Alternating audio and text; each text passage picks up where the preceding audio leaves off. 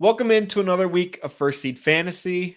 I am Kyle Krajewski, and it may look like it's just me, but in actuality, the rest of the video will be the entire team, me, Zach, Mike, and Dante. And for the first time this season, the four of us got together and talked about Week 13 starts and sits. But quite honestly, the intro that we gave was a little hectic and not very cohesive. So I'm here kind of re-recording that to kind of actually summarize what the rest of the video is. It's week 13 starts and sits and best bets for the week. And quite honestly, it's great. So before you tune in, I do want to say, please make sure to like, comment, subscribe, all that fun, really cool stuff that we will ask you to also do at the end of the video. But I would really appreciate if you did it first, but up to you. I'm not really here to force you to do anything. But again, week 13 starts and sits, whole team here. So enjoy, have fun, let's win the week. And Dante, hit me with your start of the week. Well, since you asked, Kyle, I'm going to go with Rashee Rice, Kansas City wide receiver. Rookie, showing out last week. He had 10 targets, 8 catches for 107 yards, a touchdown. His snap share was one of the highest of the season so far. So it seems like Pat's finally settling into his targets, or his receivers, rather. And Rashee looks like he's going to be someone that, besides Kelsey, could take that next leap. So um, I feel comfortable starting him over, say, my sit, which we'll get to later. But yeah, I feel comfortable with Rashee going forward rest of the season. This is the time of the year where rookie wide receivers tend to show what they can do. We're well enough into the season where they're acclimated to the speed of the NFL. So yeah, I'm excited to see what he can do for the rest of the season. Yeah, it's breakout season for rookies all over. Rookie running backs, rookie receivers. Mm-hmm. The rookie tight ends already broke out, it seems. But Rashee finally had a double-digit target week last week, and I'm with you. I expect it to continue. Yep. I don't really have anything to add on top of that. He was actually gonna be my pick for start of the week as well. Dante beat me to him. So I'm with you, Dante. I think it's a great pick, and he does seem to be the next in line behind Kelsey for the most targets in this offense.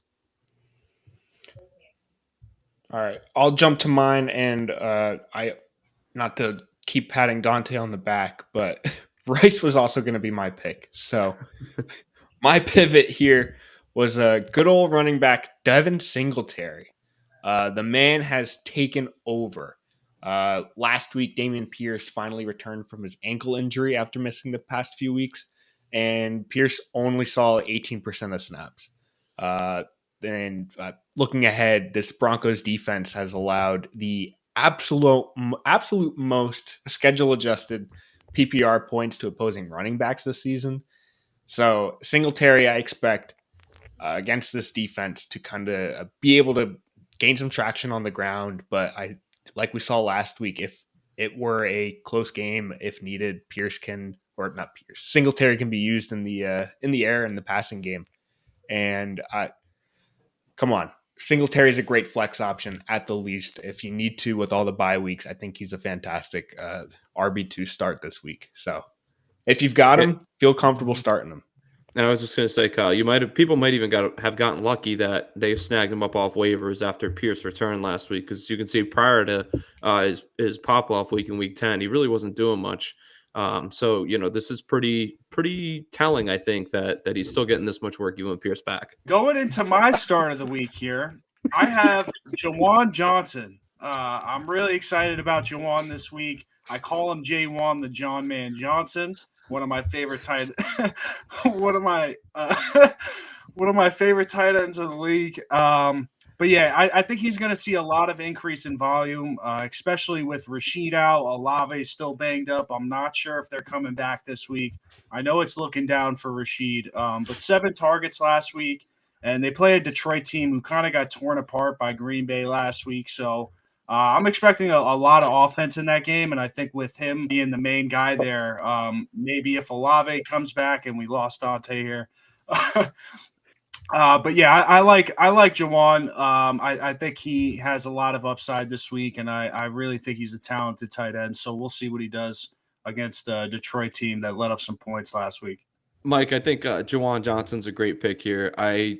You mentioned it, but with the uncertainty with the offense and what receivers are going to be there, what guys are going to be hurt, I think Jawan Johnson's got to see targets. I like him and Taysom Hill probably actually to lead this game in targets overall. They've somehow figured out a way to kind of coexist with each other in this offense. So I think we could see definitely an uptick in both of their usage. So Jawan, whatever you called him, I liked it. John the Man, something like that. J1 the John Man Johnson. J1 the John Man Johnson. I apologize. I think that's a good pick. And I think that he's probably someone that's pretty readily available in most people's leagues. You can see he's only 15% rostered there. So great pickup for this week. Moving into my start of the week, I'm actually kind of going with a guy that I don't personally really like that much as an NFL receiver, but you just can't really deny opportunity when it exists. And that's George Pickens, the receiver for the Pittsburgh Steelers. We saw a massive uptick in Kenny Pickett's passing yards last week, and that only should be slated to go up even more this week, playing a really, really weak Arizona Cardinals defense. And on top of that, we saw, I don't know if you guys saw on Twitter all over the place, that video of Deontay Johnson where he was just kind of walking past a fumble, and that it was really a bad look. So I can only kind of hope and think in my mind that it makes sense that Pickens is going to kind of see an uptick in usage this week as he potentially solidifies himself as the one in this offense. So he's my start of the week. I think George Pickens really has the potential. We've seen he's a fantastic receiver. He just hasn't really been able to piece it together. But I think against this weak Arizona defense, this is the week that he really sees the uptick.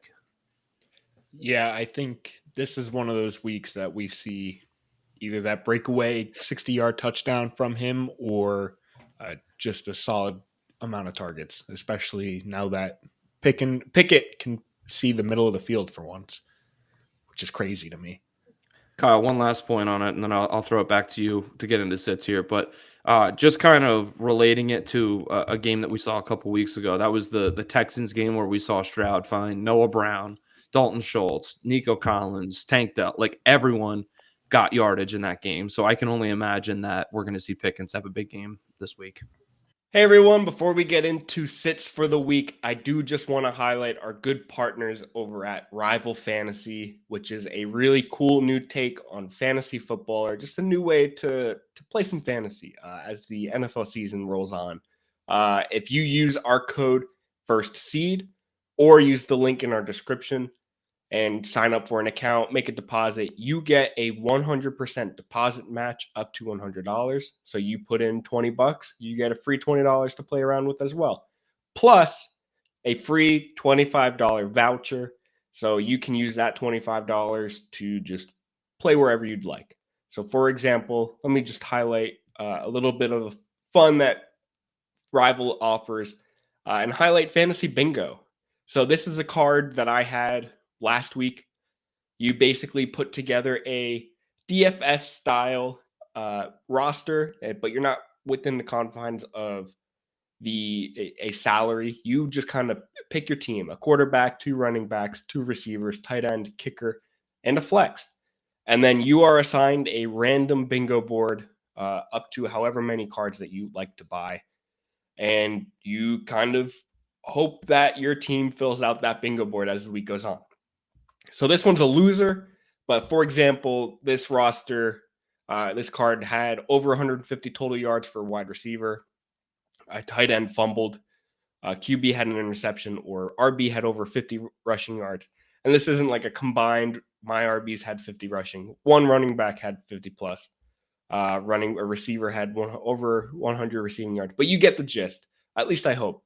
You get this bingo board, and you hope that your team gives you a bingo. And for example, I'll show here of the prize pool that kind of generates as the week approaches, which is like if you buy it, you add on to that prize pool.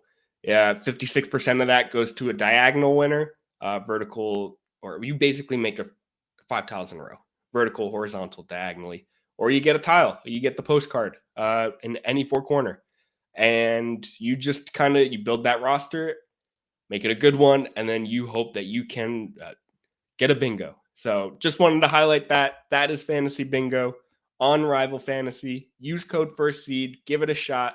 You get a free $25 voucher with your first deposit, and have fun. Now let's see those sits. Getting into sits, some guys that we are not excited about for the upcoming week. I'm going to kick us off here, and I've got good old running back Brian Robinson, currently the RB5 on the season. So you might be like, I don't know if I can sit him.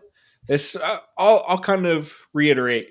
This is more of a temper expectations, not much of a you have to sit this guy. But maybe if you can, maybe you should. Brian Robinson had a quiet game last week on Thanksgiving, only putting up a little bit of a 8.4 pointer against a really tough Dallas defense. It was his lowest since week 7. And now that Antonio Gibson's back and fully involved, his passing volume has really decreased. I mean, the past 2 weeks before Dallas, he saw 6 and 9 targets and then went right back down to 3. The Dolphins have a tough rush defense, surprisingly. I don't have the exact number, and I probably should have. But lately, they've been doing really well against running backs, specifically like for fantasy. They aren't putting up a lot of points. So tougher defensive matchup this week with just lack of passing volume usage. Not excited for Brian Robinson for this week, and probably will go right back to him after the season or after the bye week that they've got coming up in week 14. Yeah, Brian he's a tough sell. If you have him on your team, most likely an RB2, RB3 type flex player. It's kind of a hard sell this week. Like you said, the biggest thing for me is the targets that are fluctuating so much. Like, it's so weird to see the 6 and 9 in there and then have nothing else happen. So he's kind of not reliable in that sense, and I think that they're going to have to play from behind this game. So I don't expect to see too much of Brian Robinson in this one. I think it's a good sit this week. Going off of that, my sit of the week is going to be someone you probably never thought you'd hear in this category, but we're sitting Cooper Kupp this week, fellas. Cooper Kupp, it's just been a disappointing season overall. Started off really hurt, kind of got a groove back at one point, and then just really hasn't done anything since. At this point, I believe it is 5 games in a row now without a game of 10 points or more. And the targets are starting to vary a little bit. So even in a week last week where Stafford had a big game and a ton of points were put up on Arizona, it was really just the Kyren Williams show. I don't know if McVay owes Kyren Williams' family money or something, but he is giving that man volume this year like I have never seen in the NFL, except for CMC probably in 2019. So I'm really shocked by how much Kyren and the offense is really going through him. So Cooper Kupp, I mean, just not reliable. Projected at 13 this week. It's just not a buy for me. Cleveland is one of the best defenses in the league. Only thing that might help the game script is that Joe Flacco will be back at quarterback, which is another thing you never thought you'd hear in 2023. But yeah, maybe a positive game script there, but I'm not starting Cooper Kupp this week. Yeah, Mike, this was a guy that stood out to me too. In the pre-show time when we were trying to come up with our starts and our sits of the week, he really seems kind of lost out there. And Stafford's been going other places, which is good for the Rams as an offense, but it's not necessarily great for us in terms of fantasy football. You know, obviously we think fantasy is the end all be all, but with Cooper Kupp, he just really. One thing you could guarantee with him was even if he was limited to a 70-yard game, that was still going to be 70 yards on 10 targets, on 11 targets, whatever. And he was still going to get that PPR usage. And that's kind of what we've seen him drop off with this year. I don't know whether it's being evenly split between him and Puka Nacua or whether something else is happening in that offense and they've just been going other ways. But I mean, you absolutely hit the nail on the head with he's 5 weeks of under 7 points in fantasy, and that's just not reliable at this point. So if you spent the money or spent the draft capital to take him as early as most people probably did, I get it that there may not be better options on your bench. But if you have the luxury of having a guy that maybe you picked up like a Nico Collins or someone kind of on the lower end or on the lower end of your bench, I think you might look into starting them over Cooper Kupp this week. In terms of my start of the week, guys, I have another wide receiver, and for me, it's going to be kind of an injury bug, and it's in the same game, actually, and that's Amari Cooper. And we highlighted before that he is going to see Joe Flacco throwing him the ball this week, and we already know that the Browns are a little bit stingy in the pass game, so what's worse than an offense led by not PJ Walker, not DTR, but Joe Flacco? I mean, I can't really think of much else. The one positive that I will throw Flacco's way is that when he does start, he does typically favor the number one wide receiver. We saw that last year with Garrett Wilson with the Jets. But I think that in this matchup with I think this could just be a really kind of ugly, sloppy, run the ball type of game where the game's over. This is one of those first games that's finished at the 3:45 mark in the afternoon or something like that, because that clock is just going to be running. And I don't see Cooper being a really big equation, a really big part of the full equation this week. Yeah, I expect a lot of 3-and-outs, both sides in this game. It's definitely not going to be a must-watch, only for red zone only at this point. But for my sit, I'm going to go with DeAndre Hopkins. I feel like people who have him are already sitting him at this point, but just based on what we're used to seeing him do on a weekly basis, it's kind of sad to see it. It feels like an all-time great kind of just dwindling before us. But he's only had 2 weeks where he scored a touchdown this season. There's only been 2 games where he's had north of 100 yards, and in the past 2 weeks he's had 10 targets total. So I don't know what's going on with Will Levis. He had that one game when he first got on. He played really well, but ever since then it's kind of been really going back to the old formula and Derrick Henry. So they're a really big, obviously run-heavy team. They rely on the play action, and when that offense just isn't going, the receivers really suffer for it. So, I'm just fading DeAndre Hopkins. Rashee Rice, obviously Tank Dell is like one of the best receivers in the league at this point, fantasy-wise. So, obviously you start him, but I just if there's a benchmark player that you have, I would start him over D Hop at this point. Yeah, I feel like, quite honestly, if we want to go bold, start the opposing receiver Josh Downs over Hopkins. I feel like that's a little too bold, but honestly, you might get a little bit more points on your fantasy roster, especially if you're in the hunt for the playoffs. Hopkins just isn't getting it done. I feel like this is going to be primarily a game that Tennessee looks to ground and pound Derrick Henry because the Colts rush defense is pretty light. So I'm with you. Hopkins, I am pretty low on this week. So that is our starts and sits. To kind of run through them, start Rashee Rice, Devin Singletary, Juwan Johnson, and George Pickens. And then for our sits, we've got Brian Robinson, Cooper Kupp, Amari Cooper, and DeAndre Hopkins. If you showed me those starts and sits before the draft this year, I would have told you were crazy, man. And can you imagine we were 1 week away from a Joe Flacco versus Russell Wilson matchup?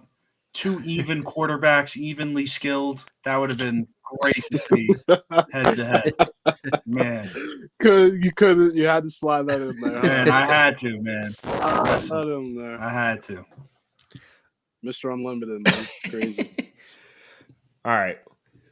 Before Mike starts dragging Russell Wilson a little bit too much here, let's get into our best bets for Week 13. Just some picks that we're huge fans of for the week. So I'll kick us off. Speaking of Mr. Unlimited, I've got Broncos plus 3.5 against the Texans. I think the Broncos are hot right now on a win streak that I either think continues or they don't let up too easily and just stay in the game against Houston and just feel comfortable and either keep it close or get the job done and get a win. I love it. Make the second leg of that parlay the Rams money line. As we just said, I'm basically just betting against Joe Flacco this week, and that's kind of a really safe bet.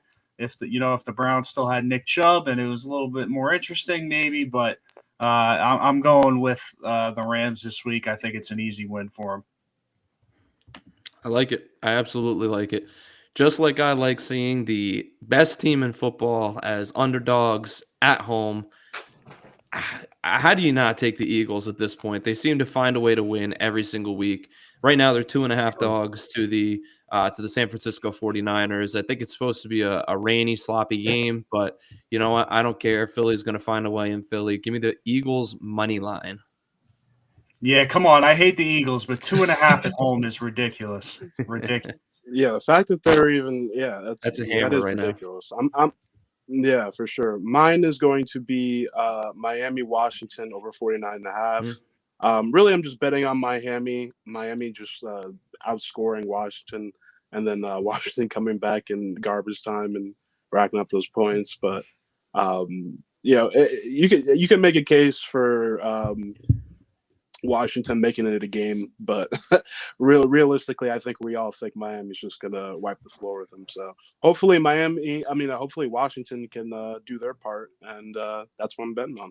Have you guys had a chance to see Hard Knocks for the Dolphins? Not yet. I so badly want to. No. It's on my watch list. Pretty good. How many episodes are out? It'll make you like Mike McDaniel a lot more. How many episodes are out? How many episodes? Two are out. My bad. I didn't hear that. I saw the clip of Jalen Phillips. That was wild. You know, that makes you feel for it. Hard Knocks is special in that way where it humanizes the players a little bit. You know. Yeah, we need that was sad to see him emotional like that. When Absolutely. You're watching from TV, you're just like, oh, like let's go, like get him off the field, like not in that sense, but you know what I mean. So it's like it was crazy to see like what he was actually going through as a person. Yeah, that's brutal. Yo, real quick. Should people think about picking up Aaron Rodgers? I've held him all year, waiting for the playoff push. For the playoff push. Listen, why not, man? Why not? You know, I would say why not? Shot. I think at this point you need to keep an eye on the Jets' wins and losses. If they keep losing games, there's really no reason to bring him back other than him wanting to prove science wrong and some personal vendetta and everything. But I think if they find a way to be in the wild card picture, I could see him attempting a comeback. Yeah, I think he's even said, I think probably on McAfee, he probably won't. I think even he doesn't see a reason to come back if there's nothing to play for. So if these Jets keep losing, I think even he's just like, that's not worth it. But if there's a playoff push, then I think we might see some Rodgers late December. Crazy. That is nuts. Wild to even think about. When it happened, I think it was almost a guarantee. Yep, all right, see Rodgers next year, and now he's on the practice field. Bonkers. Yeah, I saw a tweet that said it took KD about 18 months or something like that, and Rodgers is back like that, and Rodgers is older, and that's just crazy. He plays a tougher sport on your body as a whole, so it's like good for Rodgers, man. He obviously, like Zach said, has some personal going on, but he's doing it. So I mean, props. Yeah. To be clear, I was talking fantasy playoffs, not like no, of course, the actual. Yeah, fantasy playoffs. Okay. He probably won't be around for. I don't know. I don't know if he'll be ready for that. Like they said, he's practicing, but I still think he's probably a week or two out of even thinking about it. Could be wrong though. Who knows? Plus, if he does make it back, that last week, the championship week, is against the Browns, so that's not even really that great of a matchup to begin with. So, kind of got to keep your eye on it, I guess. All right, let's wrap it up here. That was it for Week 13 start sits and best bets. Thank you for tuning in, fellas. I know it was a little ridiculous to start. First time seeing all their faces on the screen in a while, but we made it through. We finally made it here. And thank you for tuning in. It was a pleasure. Fellas, I'll talk to you later. See you, brother.